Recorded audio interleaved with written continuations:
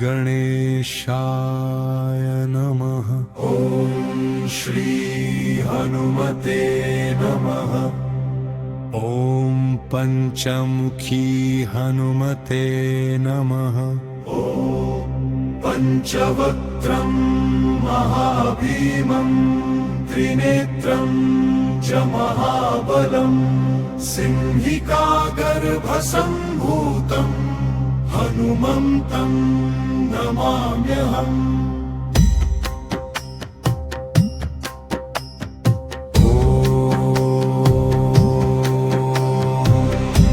हनुमते रक्ष रक्ष सर्वतो माम्। ॐ हनुमते रक्ष रक्ष सर्वतो माम्।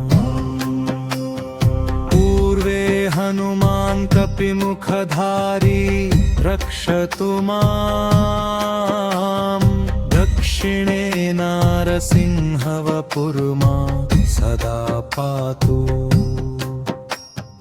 पश्चिमे गरुडरूपवान्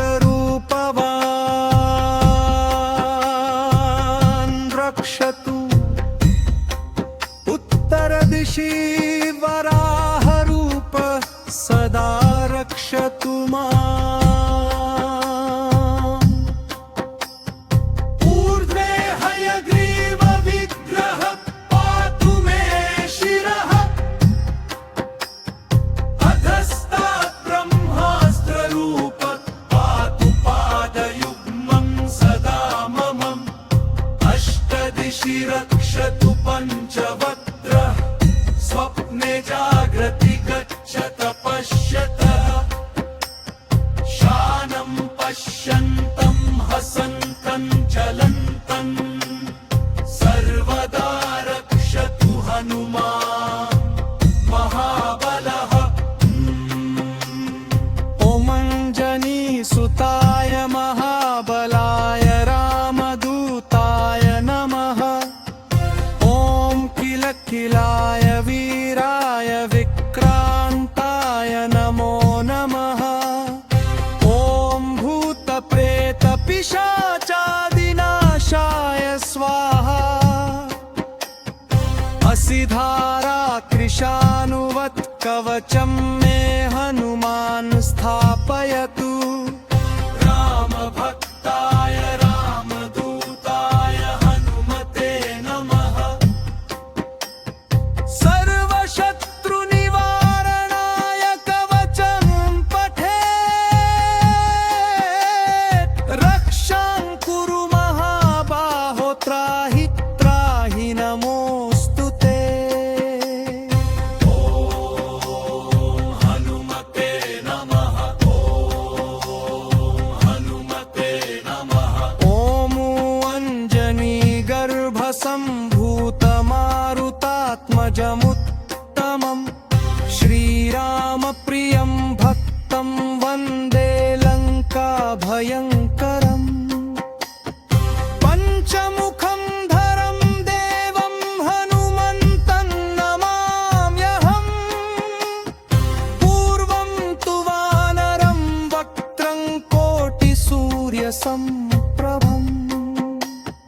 दक्षिणे नारसिंहं च भयनाशं सदा स्मरे। पश्चिमे गरुडं वक्त्रं वक्रतुण्डं महाबलम्। उत्तरं तु वराहं च कामरूपं महाबलम्।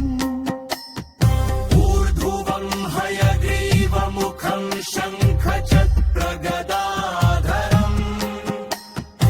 एवं पञ्चमुखं रूपं हनुमन्तं महाबलम्। यो स्मरेत्ररतरुत्थाय सर्वशत्रुभयं हरेत्। नाशयेत् स्वपत्नं शुभं दुष्टग्रहसमुद्भवम्। अभिचाराणि सर्वाणि मन्त्रतन्त्राणि भूतले। सापरार्थं न मुञ्चेत् पञ्चवक्त्रं हनुमतम्।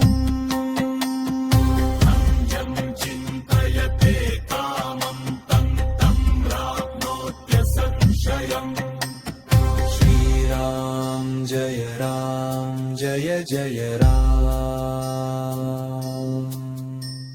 श्रीराम जय जय राम